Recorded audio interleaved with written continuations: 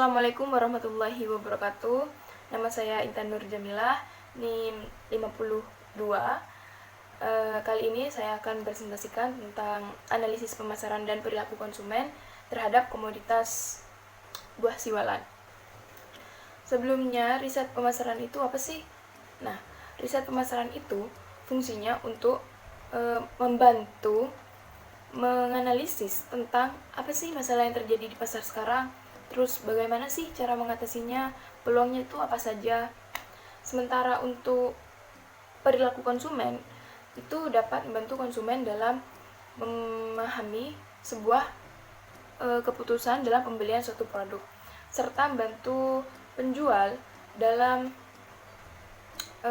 menggali informasi tentang 5W plus 1H, yakni apa, kapan, di mana, siapa, dan bagaimana terhadap apa yang tengah terjadi di dalam suatu pasar. Nah, analisis komoditas siwalan ini, mengapa saya mengambil buah siwalan? Karena di Jawa Timur itu termasuk produksi siwalan yang terbesar, yakni dengan luas sekitar 5.542 hektar, dan salah satu penyumbang hasil produksi terbesar di Jawa Timur itu adalah Kabupaten Sumeneb.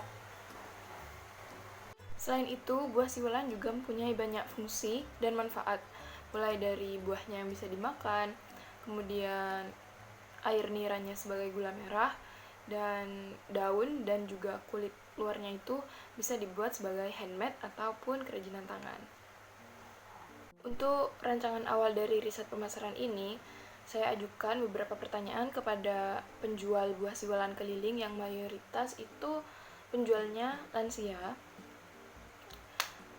Berikut pertanyaannya, ini nomor 1, berapa sih harga kisaran buah siwalan yang dijual? Kemudian, siapa target pemasaran dari penjualan buah siwalan tersebut? Kemudian, di mana membeli hasil produksi buah siwalan tersebut?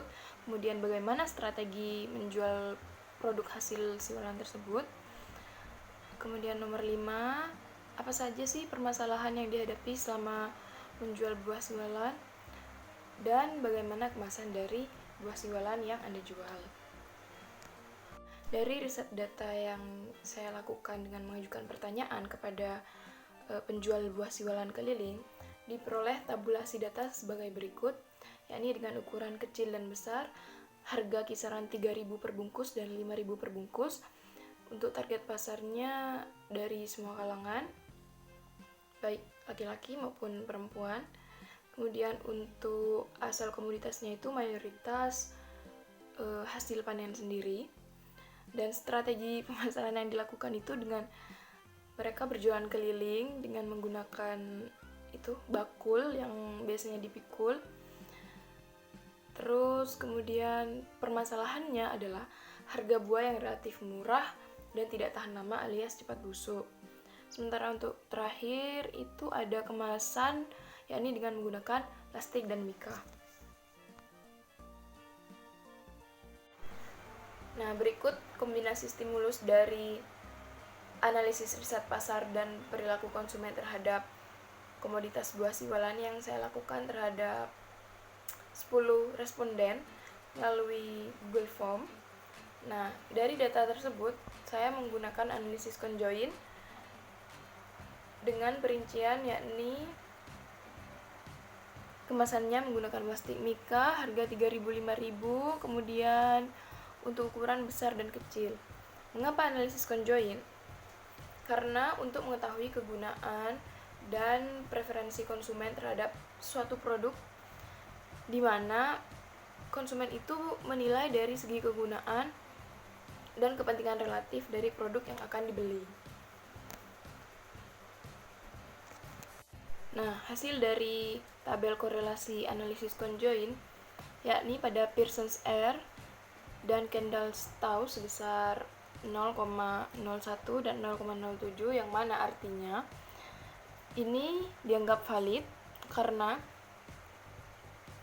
pada Pearson's R menunjukkan bahwa terdapat keterkaitan antara preferensi konsumen dengan profit atribut konsumen pada buah siwalan, dan angka prediktif accuracy pada peringkat Pearson, R, dan Kendall memberikan hasil korelasi yang signifikan, yang mana lebih kecil dari taraf kesalahan sebesar 0,05. Dengan kata lain, preferensi konsumen sebesar 91,8% dipengaruhi oleh kombinasi atribut yang ada di dalam kuesioner, sedangkan sisanya sebesar 8,2% dipengaruhi oleh faktor lain di luar model. Selanjutnya pada tabel utilities, yang mana dari hasil yang dilakukan terhadap variabel yang ada, konsumen lebih menyukai kemasan Mika, kemudian dengan harga 5.000 dan ukuran yang besar.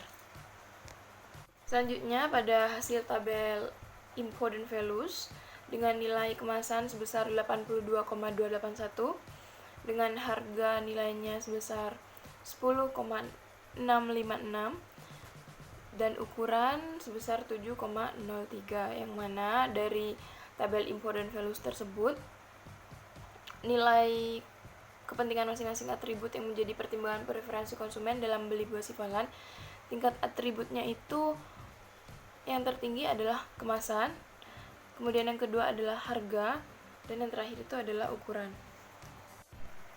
Dari hasil analisis riset pemasaran dan perilaku konsumen yang dilakukan, di mana buah siwalan ini memiliki banyak kandungan manfaat, mulai dari buahnya itu sendiri, kemudian kulitnya dan daunnya itu bisa dimanfaatkan sebagai kerajinan, dan yang terpenting itu niranya, yang mana bisa sebagai substitusi dari gula. Nah, perlu dilihat kembali, perlu diingat-ingat kembali bahwasanya Indonesia, khususnya Jawa Timur, itu penghasil nira terbesar.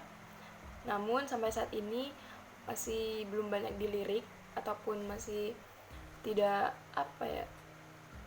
begitu banyak nilai tambah dari nira maupun buah siwalan itu sendiri. Bahkan harganya yang terbilang cukup murah